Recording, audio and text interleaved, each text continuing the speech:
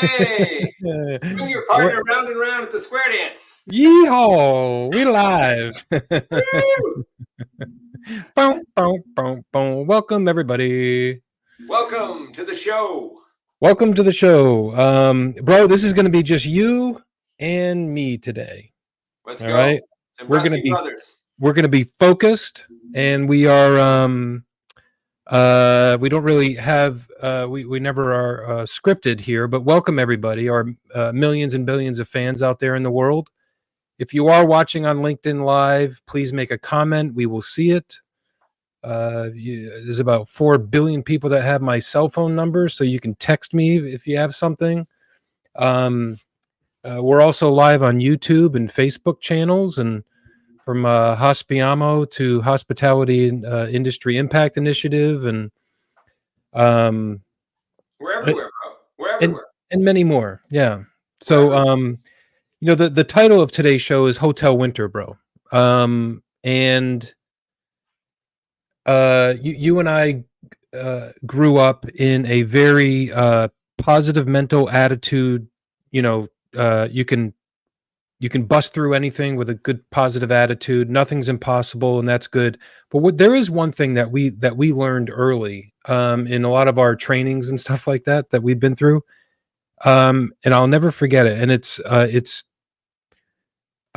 accentuate the positive, but acknowledge the negative. Mm-hmm. And when I was writing this, we've got a community in an online school now that's called Hospitality Super Bloom. Come see it on school.com. SKOOL. SKOOL, yeah. You can find it, and it's free right now, but it's not always going to be free. But we got a nice community in there. And I was writing a class, a few weeks ago, and I put up a bunch of really fun, classes, and really it is about simplifying the industry, but really simplifying in a way, meaning the hotel industry, in a way that is a blanket for all industries. So if anybody wants to be an entrepreneur, you come on here. And what I do is I use a hotel industry like an owner, from an ownership perspective, an investment perspective, an operating perspective, all the way from cleaning rooms, all the way up to bartending, to being a general manager, to being an owner of a hotel, right? So there are some students in there that are freshmen in high school, right?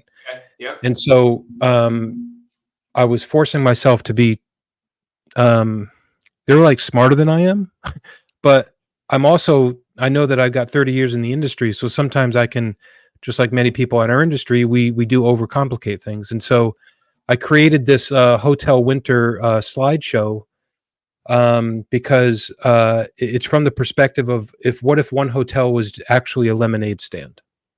Okay, cool. So simplify the message.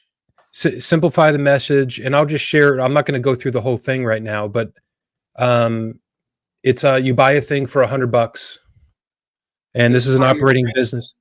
Just to interject, this is part of the training course that you put together for school.com, right? Yeah.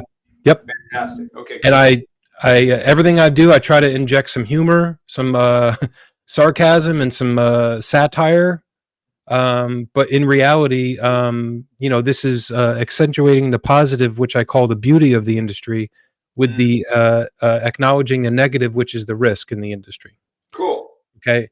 So you got a business here, and then it's just that what makes it different, that you don't eat it and you don't wear it. You just you buy it, and a lot of this is based on $100, and so it goes through the business. And so if you get $100, if a guest pays $100, this is where all the expenses go. Cool. And I'm going to refer to this because we're talking about pain points in this episode today.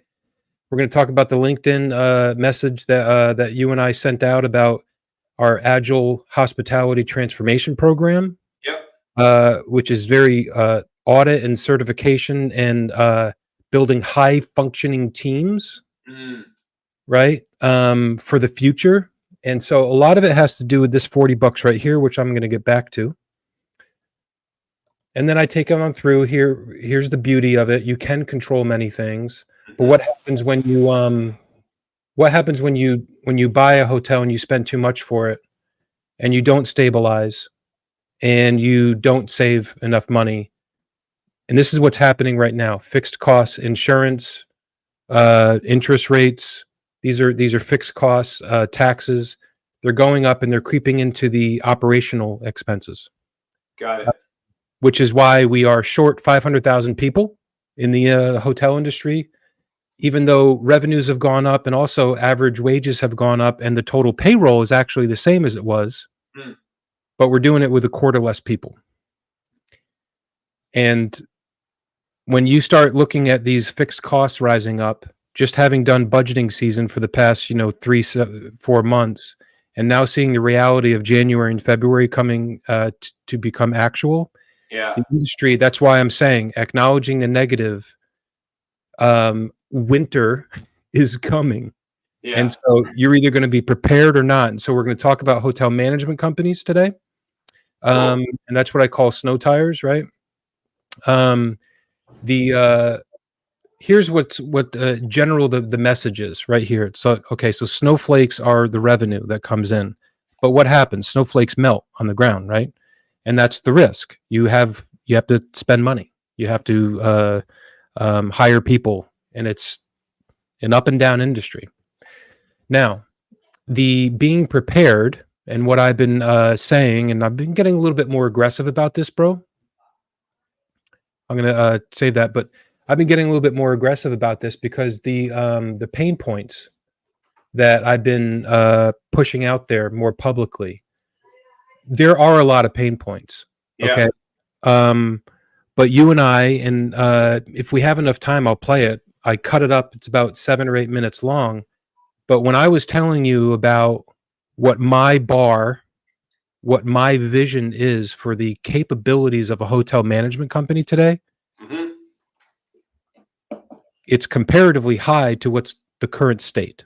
Okay. So I think that if, in order to be prepared, my bar and the question that I would say for any hotel owner to ask their management company right now, for the perspective, there's 60,000 hotels in the United States. About probably 30,000 of them are managed by independent hotel management companies Mhm. that are not Marriott. They're franchisees. The owners are the franchisees, but Yeah.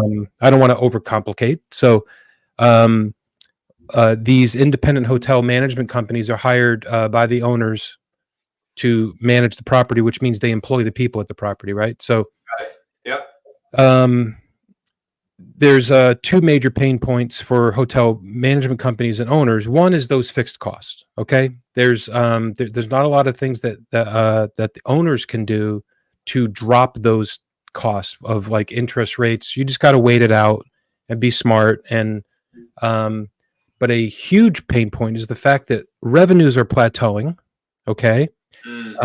Even in the last few months, we as in the industry said, hey, we're going to be like 3% revenue growth this next year. It's not happening. Okay. So when you get fixed costs going up and you want to make, say, $20 on the 20 cents on the dollar for profit, that $20 is now becoming 15. Yeah. And it could get even lower. Wow. So being prepared as a management company is being able to spend, I think, thoughtful, strategic, critical time with your team to say, what specifically can we identify this year or maybe even the next 18 months Yeah. in order to respond to what we know our owners are going to be asking us about 6 months from now. Of course, because the owners that's their 5% that gets taken out. That's like a, right? I mean, they're sharing in the profit, obviously, as the owners, so they care when the profit gets squeezed because that's their money. That's their money, and that's the money that they promise to their investors. Yeah. So everyone's got an owner. Even the owners have an owner, and that's the bank, right? Yeah. And so if you're planning on a hotel investment, and I'm going to share the screen that shows this. And you just like you buy anything, right? You want to buy a lemonade stand. You're going to buy it for $100, and you hope that it makes it gives you a little bit of return every day or every month or every year, so that you're not out $100. And then you hopefully maybe sell it 5, 7, 8, 10 years from then, or keep it forever. And it's just a good investment. So I'm going to share my screen real quick. I think this should be able to work. And I'll take you to a very elementary. You can see this, okay? Yep, I can. Yeah, it's good. All right, so this is just think about it. The industry, and I'm keeping it very simple. So before 2020, so before COVID, hotels were making $100, 100. Yeah. You got these are the number one expenses. You get employee wages and benefits. You're spending 25 on that. Okay. You're spending 30 on the controllables, which are your utilities, your operational costs, and other things, right? So administrative costs. And then you got the uncontrollables, which are mainly, I'm trying to stay away from saying fixed and variable, because even though something might be fixed, it's still variable based on the revenue that you bring in. So uncontrollable is that you're spending $25 on that. So total expenses is 80, and you got a profit of 20 cents in the dollar. Okay. That was before, and that's generally been the industry. Okay. That's been the expectation generally. Now, and when you change, I won't change that one yet. So now what's happening today over the past like couple years, right? About 18 months, maybe even less than that, about a year. Okay. So revenues have gone up. So that's nice. Revenues are up to 115. Yep. That's good. I'll make it a little bit smaller. Okay. Employee wages went from 25 to 35. Yep. Controllables went from 30 to 40. And uncontrollables went from 25 to 35. Total expenses went from 80 to 110. And we are down to 5% profit now. Wow. Now, I know what everyone's saying. They're like, we're making more than 5% profit. This is a very broad example about what's happening with revenues and expenses building up. It's not an exact example. It's more direct. No, it's not. I'm not saying that the industry is doing 5% profit. I'm saying that this is a general story about what is happening. Things are expanding. We're going from 20 to 5. We're moving in that direction, basically, is what you're saying. Even though revenues have gone up. So if you see here, revenues went up 15, expenses went up 20. Yeah. So I'm sorry, 30. So don't be blinded by, revenues went up 15%. We're doing better, because we're not. That is absolutely true. And so we are also not, because what I said about the hours of the employees, where does that leave being able to even open up a new job for real and to add another employee when this revenue goes up? That's great. But what about when these go up faster than the revenues? Faster than revenue. And you're running a business for an owner, and they're saying, sorry, I need my 15 or 20. Yeah. So this is today. And this is what I call winter. This is coming tomorrow. Revenues, I'm being very generous by saying they're going from 115 to 120. I think revenues are generally going to be plateauing for a while. Okay. But I'm saying, okay, let's say it does go up. Yeah. Employee wages are not going to go up. They're just not. I've seen all the budgets. We need to add more people, but the amount of revenue is going to stay about the same. So, okay. Controllables are still going up, and that is your contract, your elevator contract, your landscaper contract, your a lot of contracts, all your SaaS systems. Yeah, everything has a little chunk of the expenses. It's a lot of those are going up. This is also inflationary, right? So these are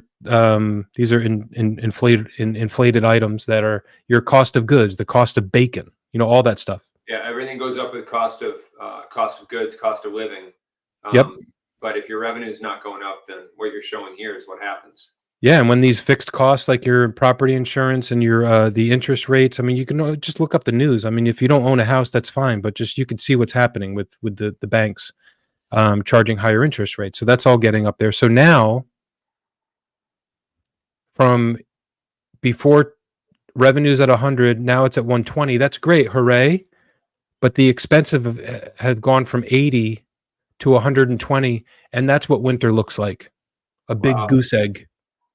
And you know what? I want to make this real for people, whether you're in the industry or not. If you're a human and you have a job and you're making a salary, what I see, again, my eyes looking at this, I think about a lot of the people who you and I know right now, bro, who a lot of people, number one, are out of work right now, but a lot of people who are working, they're in situations like you've just described. You described the business side of it. If we ultra simplify it to just the personal side, imagine that you are working right now and you were just told that because of whatever factors, you're not getting a raise or a bonus this year. So your salary, like your revenue, but your salary, your income is staying flat. But what you're pointing out here, bro, is that it's not, doesn't mean that means that this year is going to be the same as last year, because guess what? Your cost of living went up 3% or 5% or whatever. You're buying bacon, you're buying this, your electricity, all your Yep. cost of living. So, that's from an empathy point of view. Maybe for anybody listening to this who may not be as aware of what you're showing from a hotel and hospitality business perspective, I think they can get it from a personal perspective, because we all know people. If you're lucky to have a job right now, that's great. But if your salary doesn't go up, at least with the cost of living, that means you're running into this situation. You're running your own expenses are going up. Yeah, you are your own business, whether you're making a salary or you're in your own business. And that's painful. And that's very, people can feel that, right? They know what it's like because the expenses go up, and we've all seen it. We've seen it every day right now. The other result is so think about it from a time perspective. So I'm out there looking for work. I've been open about that. I'm looking for either consulting jobs, or I'm looking for full-time jobs now. You know what I mean? Like and I've been looking a little bit too long. I'm getting a little bit nervous. I'm like, whoa. And so what I have been experiencing probably for the past 6 or 8 months, a lot of the people in my network, the people that I work with that are either out of a job or maybe they're looking for a different job because of that reason, they're trying to increase their income a little bit. The thing that has been happening, and I don't like it because I don't like it when people say that this is somebody complaining. Yep. The reality of it is that if you go onto hoteljobs.com, you go to hcareers.com, you go to ZipRecruiter, you go any Indeed, you are going to see about 1 million hotel jobs. Yeah. Okay. And you'll see hospitality jobs. You'll see general manager of a McDonald's. And so what does someone do that's qualified to apply and they're very serious about working at a hotel or even a hotel company or advisory, whatever? You go there, you study. You're like, yeah, I want to work for this company. You nail an interview. They respond to you and so it's 1 out of like 300 applications, right? They respond. You're already lucky if you're getting the interview. Yep. You're already lucky. And then you get the interview and you prepare, you study, you have the interview and you're like, that was awesome. You're like, we're going to get back to you. And then it might be crickets, but it's for a little while. Sometimes they get back, sometimes they don't. Yeah. Sometimes you get a second interview, sometimes you get a third. And then what is happening here? And I am not complaining. I'm telling you the absolute fact. The response 90% of the times has been, and I speak for not only myself, I speak for about 100 other people that I've been talking to for a couple of years now. Yeah. We're just, we decided not to fill the position. Yep. You're highly qualified, or we actually decided to promote somebody from within. Yeah, exactly. Good for them. Good for all that. But I just spent 2 or 3 months looking, nailing this interview, and it is becoming a massive problem for personal income potential for people out there. This is just business in general. And so when I say winter is coming, there is something that that hotel management companies can do, and that is my bar. So I told you the story about the the former NBA franchise owner out of Denver. She owns and she and her family own 24 hotels. Her hotels are in Montana, Wyoming, Utah, and Colorado. And she's had these hotels in her family for 15, 20 years. And she's had 3 or 4 different management companies. And she's owned an NBA franchise. She knows what bench strength is, and she knows what the challenges when there's even the smallest bit of turnover. Yeah. And she is about ready to just sell all of her hotels until this can get fixed. And so she put out an RFP globally to be like, I need a management company, one management company instead of 3 or 4, to take over my hotels, because this is becoming a big problem. Yeah. And the story goes, there's a hotel management company that has 40 or 50 hotels in the southeastern United States, none west of the Mississippi.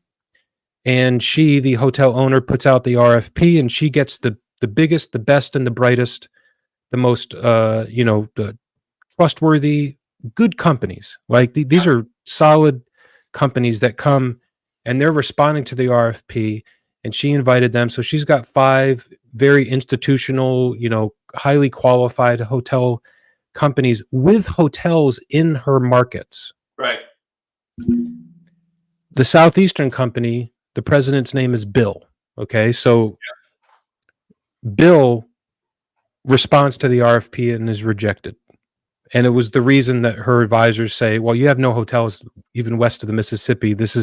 She's already dealing with the issue of not having stability. And you're saying that you could possibly give her stability without having no employment base or nothing here.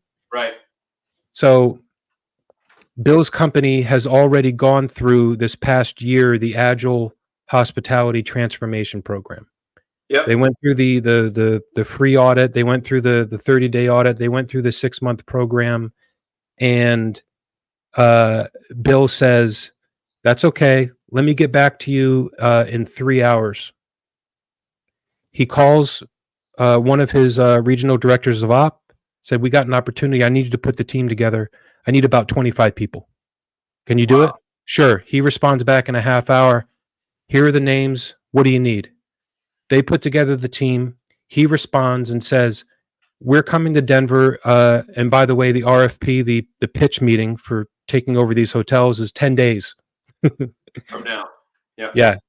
He says, we're going to Denver with these 25 people.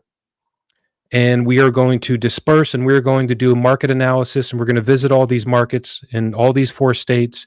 And we're going to spend 7 days studying, and we're going to give this owner a gift to say, this is everything that we found out about your hotels and your markets. You can have it. And all we want is 15 minutes of your time to say, this is why we want to take over your hotels. Mm. And that happens. They spend 7 days. They're the last to come in after seeing 5 of the best, largest hotel management companies out there. And they bring the other companies brought in like their executives with their big resumes and their big hotels and great history and trust and integrity in the industry. And then they come in with 25 people. And Jenny, the general manager at one of their properties, gives the gift and say, we've been here for 7 days, and this is the study that we did. We just want you to have it, and let us tell you a little bit about our company. And the owner's like, who are you all? Like, what do you mean? Like, you all came here? Like, yeah, we are what you would call the starting team.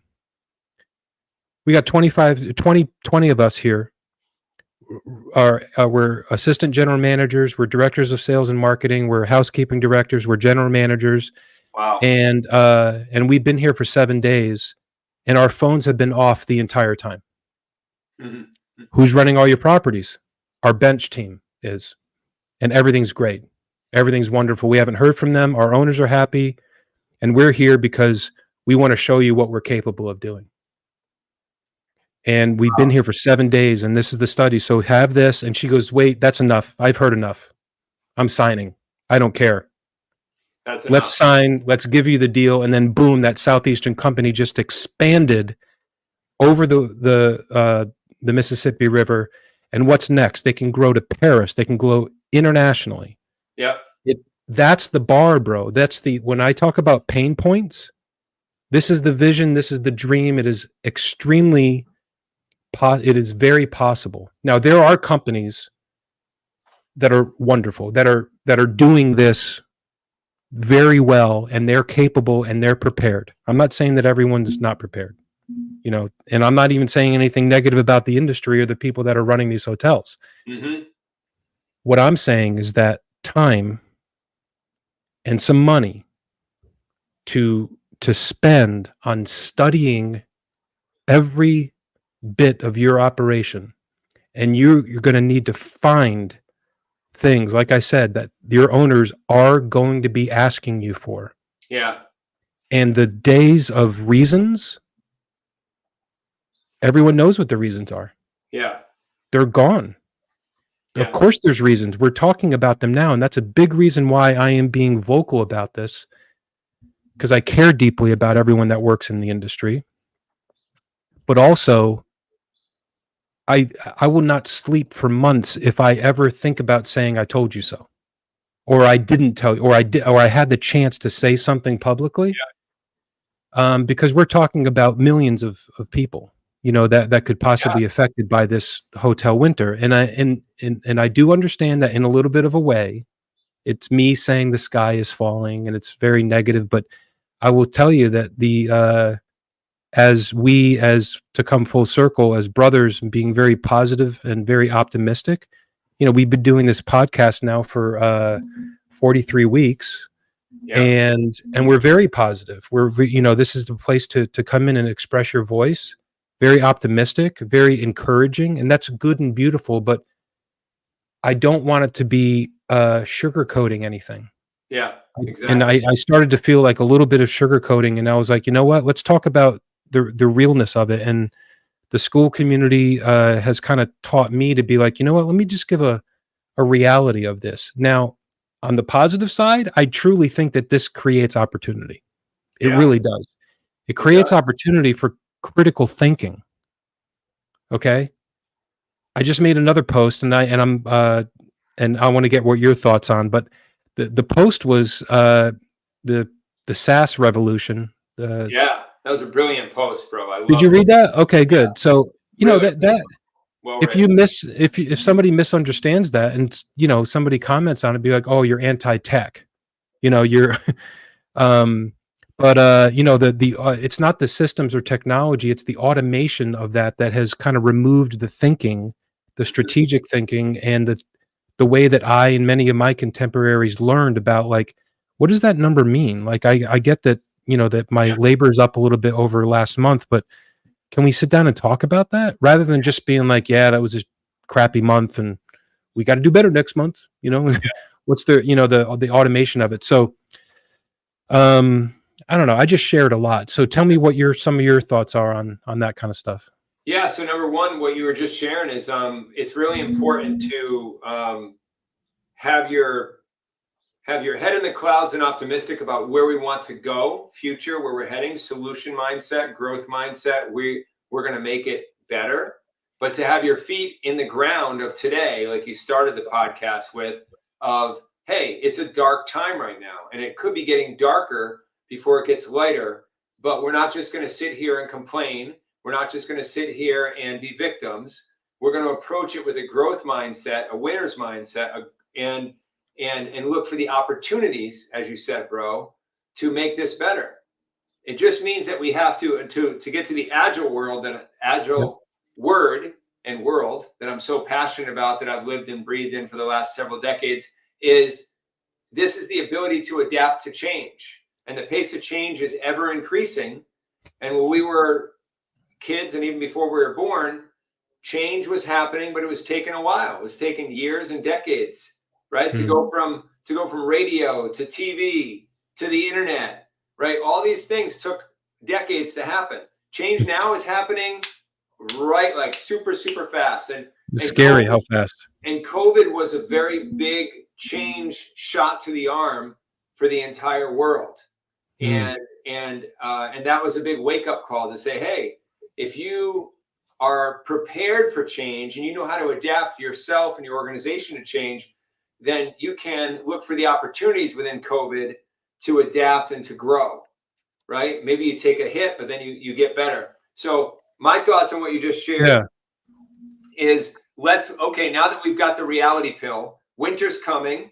I think a lot of people, like everybody knows somebody who's out of work right now. Everybody who knows somebody who has had their salary frozen, no bonuses this year, right? We've all seen things on the personal level. You're pointing out the business side of this from a hotel hospitality industry perspective. And I think it's pretty easy to make that leap. Wow, if the people are experiencing this personally, it makes sense that the business model you just shared with like the lemonade stand and keeping things simple, it's the same thing. It's just the business side, and it affects a lot of people, and they sort of like support each other. So now we've been grounded in the winter, right? The challenge that we're at. So what do we do as proactive humans out there? What can we do to make the future better and to slow down this downward slide and to start to assist things? Because I've seen you, and I'll just make one more comment. Now I've seen you as we've grown up over the years and are in different industries and things like that.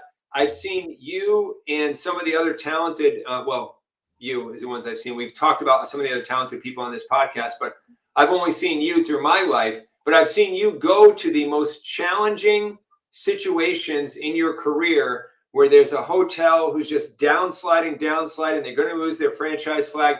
And you'd go in there and then you'd disappear for like 6 months. I wouldn't hear from you. And then all of a sudden, hey, that hotel is like the most improved hotel they've ever seen. Things are going great. All these things are happening. There's a lot of, and the magic happens in the middle of that 6 months. So let's talk a little bit about, and obviously those hotels were experiencing their own winters because of their own reasons. So let's bring it back to today. I've seen you from afar go in and do some work. I don't know what you did exactly because I wasn't there. I will tell you, and I will tell you that is what we have created with our Agile Hospitality Transformation Program. And really, to boil it down, it's high functioning teams. You know, I've said to hotel owners that I'm trying to say, hey, I'd like to work with you. Oh, you're a hotel expert. I don't like saying I'm an expert at anything. Yeah, I know about hotels. I do. But really, what I have been able to do with the help of many others, right, is to build high functioning teams. And that's why you didn't hear from me for 3, 4, 6 months. Sometimes back when I was maybe I was working on an entire company to help them build a better foundation and a better infrastructure. Maybe it's just an accounting department. You know what I mean? Like but it takes time. And you have taught me about process, about structure, about consistency, about I would just tell you, from the example of hotels is we refer to SOPs or standard operating procedures as structural elements that drive our processes that we refer back to that hopefully are connected to the core values of the company, right? So, that's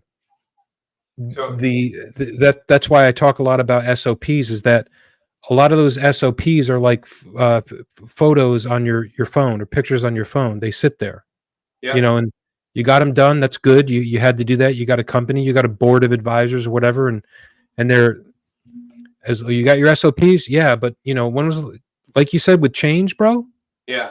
It was fine in the first, 30 years of my life and career in hotels, or the first 25 years. But with everything changing, particularly a new generation of people speaking an entirely different language and wanting completely different things, very different things than what I and we wanted as Gen Xers or whatever you want to call us. You know, they want to work. So a lot of the stuff that we're hearing about is just absolutely not true, and it's not what I found. I think they want to work, but they want flexibility. Yep. And they are massively able to be easily inspired by flexible and what we're calling agile companies to work with. Mm-hmm. They do not want the rigid. And when they apply for a job and they say, yeah, it's 8 to 4, 8 to 4:30, whatever, you get a lunch for 30 minutes and did it, already out the door. Yeah. And the person that's trying to hire them is thinking, oh, they don't want to work. They're lazy. Yeah. It's completely not true. So our program that we have, developed and rolled out is the perfect combination of those two worlds about structure. And now me in my life, I'm not naturally structured. I work really well in a structured environment, but I do not like I like routine, but I don't need one. Yeah. I like structure, but I don't need one. Yep. I'm a little bit flighty. I like to kind of brainstorm, and you'll catch me daydreaming for an hour one day, and Yep. it just and so I could not have developed a thing, the certifications that we've written, Yep. the processes of building highly functioning teams in preparation for the winter of what we're calling it, right? Yeah. For these very large employment companies. Yeah. Very large. And I wouldn't have been able to create that structure without your help. And this podcast that we're on right now has been a massive help. But also, I invite anyone to go visit the Hospiama website. And so if you think here, so these are the pain points. And if you click through the pain points and you say, I want to learn more, you could schedule an interview with a certified agile hospitality coach that you certified me in becoming. Yep. And then after a year of that, I became a master hospitality, agile coach for hospitality. Mm-hmm. And that had to do with like the challenges of like, you need to create a nonprofit for less than $500 and get it IRS approved, right? I was like, okay. You need to start a podcast. You need to write 12 blogs in the next 2 weeks about your company growth and all these different things. And so the pain points go over to the we should put that URL up, bro, in the bottom of this. Hospiama.com/agile, right? Is that correct? I'm just you're teaching me well. You taught me well because I already did that. I'm putting you on the spot. Boom. There we go. I knew it was there somewhere. Boom. You're a master of this streaming platform here. So if you go here, I'm a master streamer on StreamYard. Yeah. I'm not a master at getting them to sponsor us. So come on, StreamYard. We've been using you for 43 episodes. So bring in your sponsorship if you'd like. That's right. Or even if you don't like. So we got the AHAB.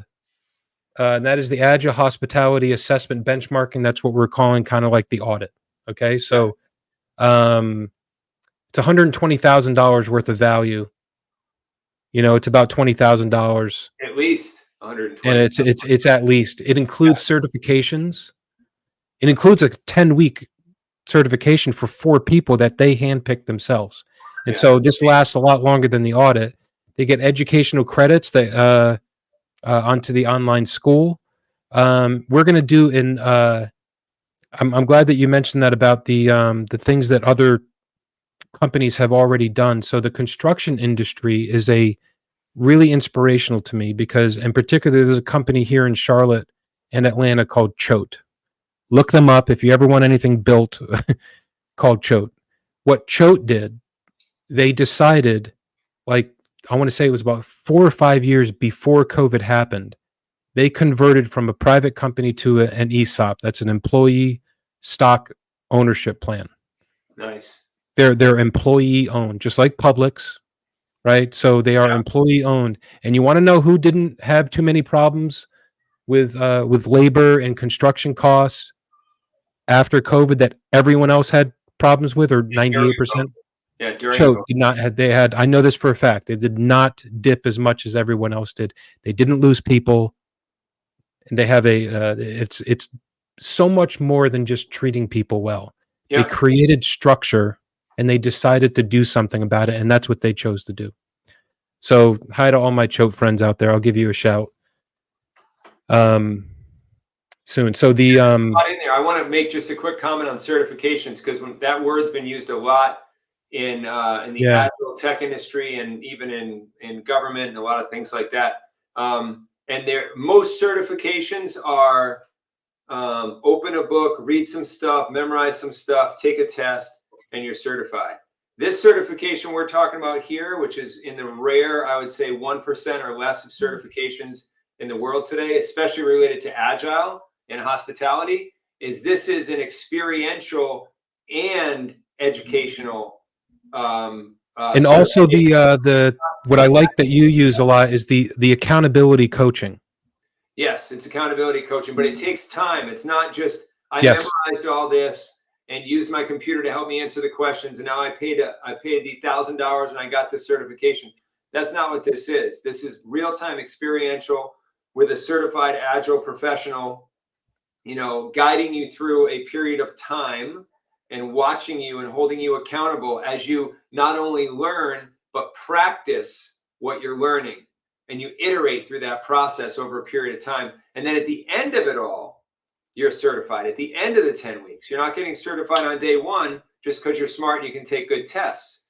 That's a piece of it, right? But I just wanted to point that out. This is experiential. As you're saying, you're being held accountable to practice what you learn and to adapt based on what's working and not working based on what you're practicing. So it's a very practical and valuable certification over the. I highlighted here on the site, and this is Hospiamo / certified 2. So I'll add another banner in here again real quick.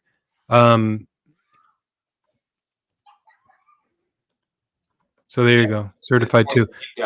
So this is the week number 2 that you put me through. Okay, so every week had a book that you were nice that you didn't say I had to read the whole thing, but I got the gist of these books. And so the week 2 book was Moneyball. So I had already read the book, but I watched the movie again. And so that was the financial agility week, where the task was to streamline the P&L analysis process. In our industry, we just call it P&L review. And it's somewhat clunky sometimes. And so you said you got to create a new benchmarking tool. So I did. And I've talked about that on this podcast. I've redeveloped it, and it's a new benchmarking tool for the hotel industry that benchmarks your performance in a very unique way. And so this is that week 2. So week 2 took me through the cost review and optimization project option. So you gave me an option, and it was very collaborative, where you weren't saying that, oh, this is what you got to do. It was like, think about something that you haven't done before. Think about something that you think that would be very useful to your industry, and something that either exists in a small way or just doesn't exist at all. And so this is the process that happened over that week 2. And so this is what I want to make sure that anyone looking at this looks like a lot of writing, and it looks like a lot of time, and like, oh, I don't have time to do that. Just it was 1 hour a week. You and me on a Zoom together, talking about this is, if it was the first week, you're saying this is what you're going to do this week. You're going to look at this book. You don't have to read the whole thing, just get the gist. And then it was forced collaboration, right? I could not do any of this alone. I had to reach out to people. And so I reached out to people that I work with, or maybe not work with. I'm not, employed during this time, but I was really careful about the amount of time that I was spending doing this, imagining that I was like a general manager at a hotel, or like a regional director, or a VP of ops, or even like a VP of sales and marketing, or an accounting director, a housekeeping director, and say, all right, yeah, I can do this for an hour a week. I can, sit down for a lunch and do a Zoom. And then you had office hours for like 2 hours on every Friday or whatever it was, where you actually invited other people. And now there wasn't anyone else going through this exact certification, but this is very possible to do this with, like, the audit includes 4 certifications, right? You'd be like, all right, we're going to do this at 11 o'clock every Tuesday. and you're going to, this is your company, right? So the company, those 4 individuals are going to spend an hour together. Yep. Right. So it's not like 4 different hours at 4 different times. Nope. And there's going to be a project and a task and an agile methodology driven process that they learn. And in this example, it was solving. This is very pain point focused. And so in this example, a hotel management company might say, we want 4 regional directors that have like 10 hotels each. So there's 40 hotels, and we want them to be our agile coach. Yes. Okay, good. They're going to come in there and they're going to spend an hour, and they're going to have office hours, and they're going to be given a task to do. And because the hotel company has decided to do this and decided to pay for it, they're going to be allowed the time, which is not a lot, a couple few extra hours a week, right, to learn these processes and why it's making this company agile, but not to overuse that word, adaptive to change, like you said, because change is coming, man, and it already has happened. And if we learned anything from COVID, nobody was ready for that. Yeah. Choate was. They didn't even know COVID was coming, but they were ready. And a lot of the you and software tech, a lot of companies that have gone through the agile transformation.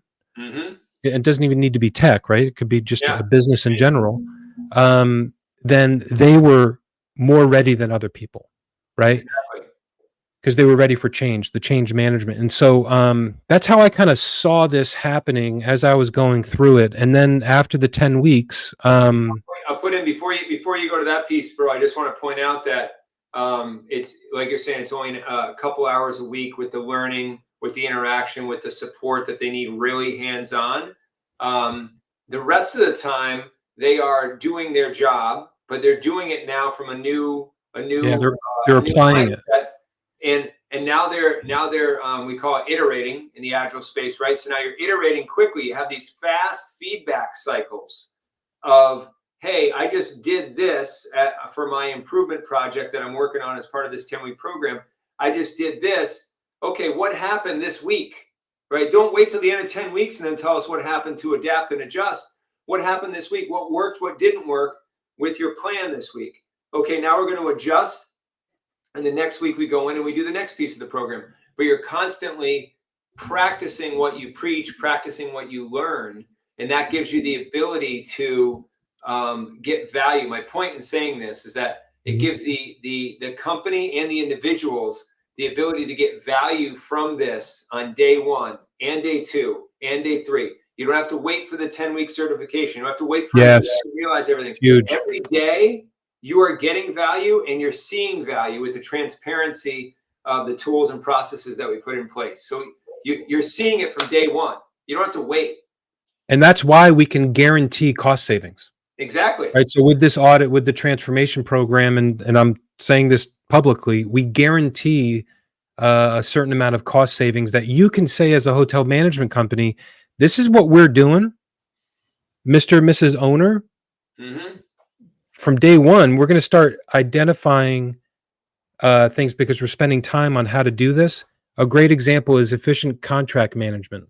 Yes. Okay. So one of these weeks is to have your RDO or whomever to say, all right, this is we're going to relook with your team, with other people, your general managers.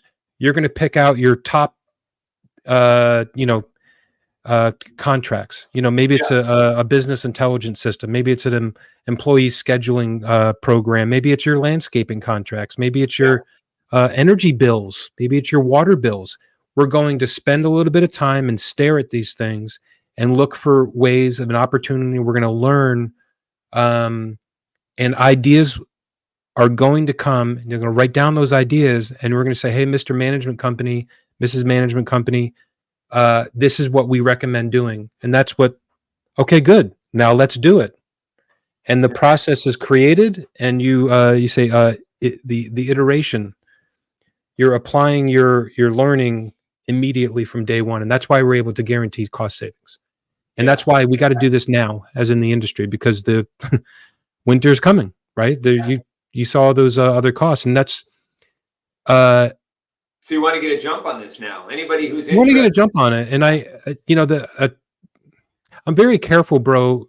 5 years ago, I probably sounded negative on management and the industry, because I had been part of it, and I may have sounded negative, but and I'm very careful not to be negative and not to say that there are things that are being neglected. If I say that something's being wasteful as far as somebody's time, or a wasteful project, it just means that it's not that somebody's neglecting it. It just means that you got to spend some time on looking at it and then making a decision to see if it can improve. And maybe it can't. You just move it off to the next one and go move on to the next one. Yeah. But this is it's all connected to this critical thinking and creative solutions. And if we don't spend time doing that together, not even like with an agile coach, but like as a company, yes, I don't think it's possible to have a highly functioning team where, to get to Bill's, the president of Bill's company, where he was able to say, like, we need 25 people to deploy to Denver. We got to work on a project together. And you just know for a fact that there is nothing else that's worrying you, because you got your bench. And that is the result of what can happen with this. It's what will happen. I've done it at one hotel. I've done it at multiple hotels. Yep. And I did it with direct conversation. And it's not because I'm better or smarter than anybody. I was spending time doing it with other people. And we've had a lot of people on our podcast that are actually doing those things right now. It's just, they're doing it for companies that haven't really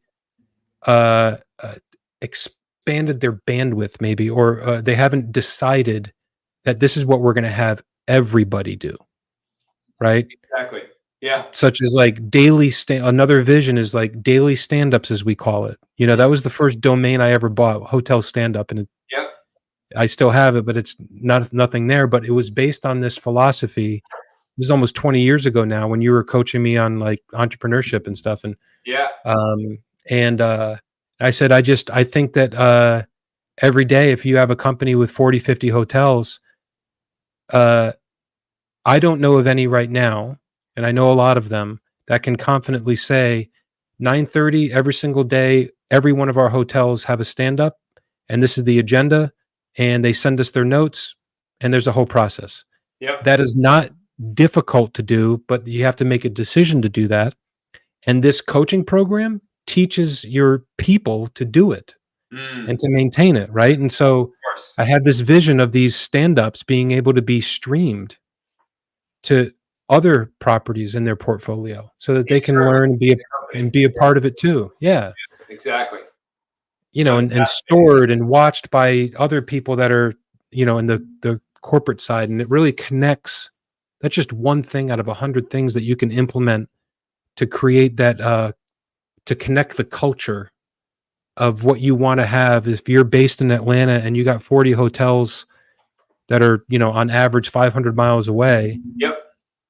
This is how you connect that culture. And this is how you create loyalty, and a bench, and to really inspire people to work for your company. Because I'll mention, I put up another poll, and I don't know what if anybody responded to it yet, but the question was, it was over the last 6 months or so, I was studying hotel general managers on LinkedIn. And I'll take this down for a second. Stop sharing. Okay. All right. And I just had a hunch, and the hypothesis, and then it was proven. It was actually more than I thought. But hotel general managers, they work for a Courtyard by Marriott in Princeton, New Jersey, let's say, right?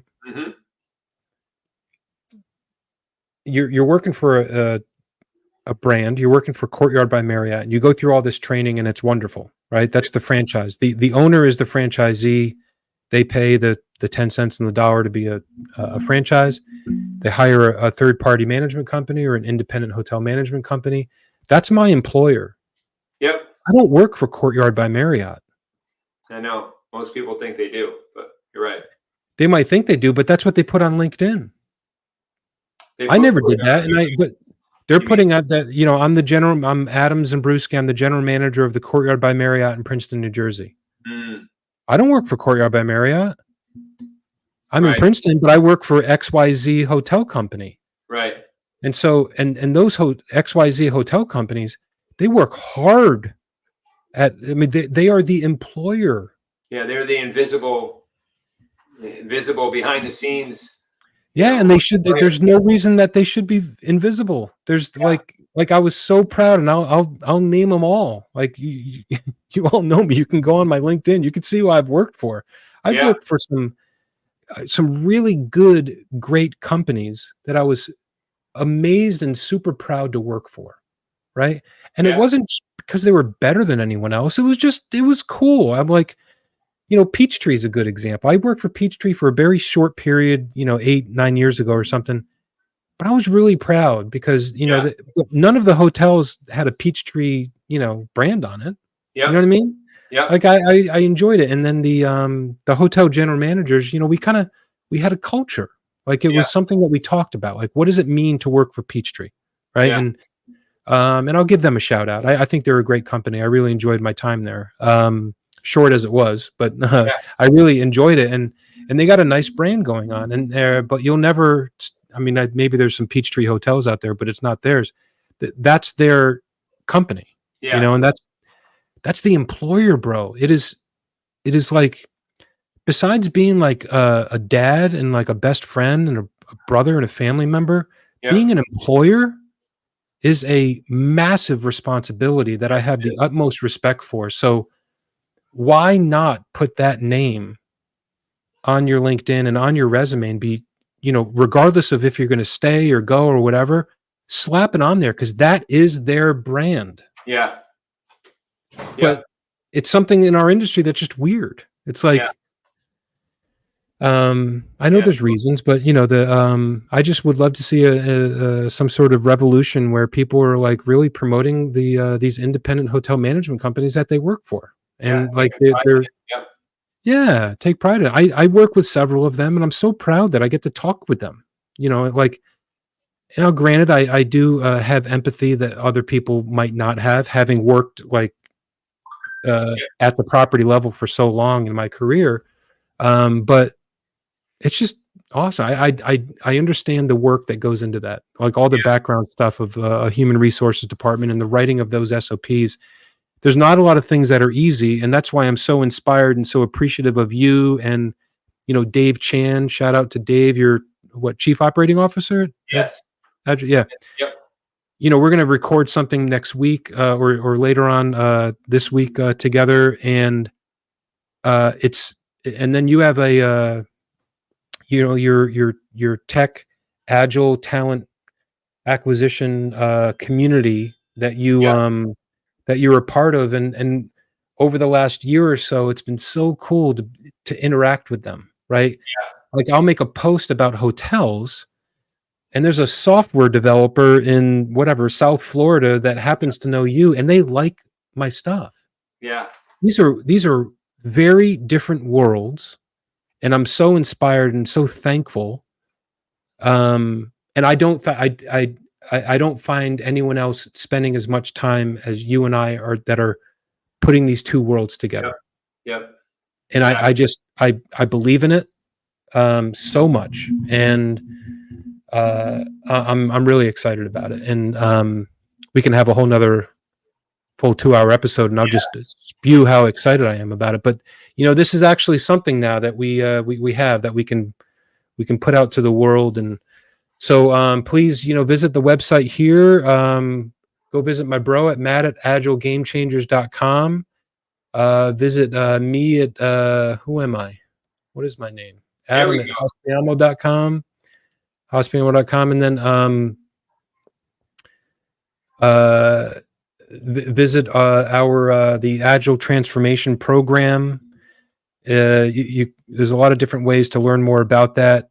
again, you probably have my cell phone number. I'm not quiet about that. So you can contact me, email me, reach out to my bro or me, and you'll see us with Dave Chan with Agile Game Changers, hopefully someday soon, and some other people that are kind of joined in this packaging of multi-industrial benefits for what I find to be the most influential to global culture industry in the world, and that is hotels. Yeah. It brings people in, you stay there for 2-3 days, you interact with other people that might not even speak your same language. They don't look like you, they don't act like you. They have jobs. Their job is to serve you and keep you safe. And then you leave and go back home and you tell your friends and family about, like, yeah, it was kind of nice. Like, I met some nice people over there. I didn't know that people in blah bitty blah city or even blah bitty blah country were as nice as they were. That was the vision from Conrad Hilton, by the way. He said it's about world peace. Did you know that? That's nice. I didn't know Yeah. that. That's beautiful. When he put his, I think he's got an interview out there in the 50s, and it's really cool. He's getting interviewed. I think it was Prague, maybe Turkey. He was putting one of the first international hotels in Prague or Turkey, a big Hilton hotel out there. And he's getting interviewed, and he just said, matter of fact, he goes, "Why are you doing this?" He's like, "It's world peace." Yeah. Like, this is like you know, people can walk in here and be like, "Wow, that was a really nice experience," and or maybe it wasn't a great experience, but they had an experience with people that are from different cultures, and you just I think it's a beautiful thing. And so I do get pretty broad and like up there in the clouds that you say I do sometimes, and I really do see that vision happening as being possible, and I just love it, and I don't like doing anything alone. So the fact that you and your community is helping out, and you know, you have a gateway. You and your team has a gateway to the $650 billion hotel industry. Yeah, it's amazing. And your network is significant. My network is significant. Yeah. Two worlds coming together, and there's a lot of strategic partners that we've already lined up here, bro, for this. So it's not just two brothers. It's not just two brothers and two different companies coming together. There's a lot of people, a lot of companies who are already behind this. So I'm really, really excited to you know, spread the word on this, get this out there in a bigger way. Imagine having a regional director of operations that fully understands employee tax credits. Yeah. Okay. And has somebody to call because they learned how to do all that. And they spend a little bit of time every week looking for credits that they can get for the ownership group before they start asking for it. Yeah. It's free money. Look what we did. Yeah. And or, you know, tax rebates or whatever, you know, and these are all part of our partner network. Exactly. It's all part of it, and it's all part of this. Maybe we don't even call it a certification anymore, but it's part of this program where they learn and they iterate. Right, that's a new word for me. Then, and the constant feedback loops and the learning to be like, yeah, this is what we're doing. We're going through this transformation. Exactly. And I really do see that the Denver hotel lady, that the former NBA franchisee, that story is very possible for every hotel company in the United States, at least, and then to grow globally and to it'd be wonderful to whether we're a part of it or not, just to see that happen. Yeah, you know, and I think it's very possible. It is. That's great, bro. All right. So you probably got to get going. Let's go make our own money. Let's try to keep some money flow so we can keep doing what we do. That's right. Do what we do. Changing the world, bringing peace to the world. World peace. Conrad Hilton. Who's going to argue with that? Nobody is. Who's going to argue with world peace, man? You know what? I'm open to the debate. I have opinions, by the way, and I always say this. Come on here and let's talk about it. If you disagree with my numbers, if you disagree with what we're doing, come on, let's talk about it. This is what this is all about. And just send me a message and be like, you're crazy. No problem. I am a little bit, and I am a little bit unreasonable in my expectations, but I really think that with the right people surrounding this and us, nothing's impossible. Nope. It's great, bro. It's awesome. So go to hospiamo.com/agile and learn more now. All right. Let's go get it, man. All right. Thanks, everybody. Love you all, and this will be on a loop on our many multiple streams. And that's my bro. That's me. We'll see y'all next week. Right. See you next week. Love you, bro. See ya.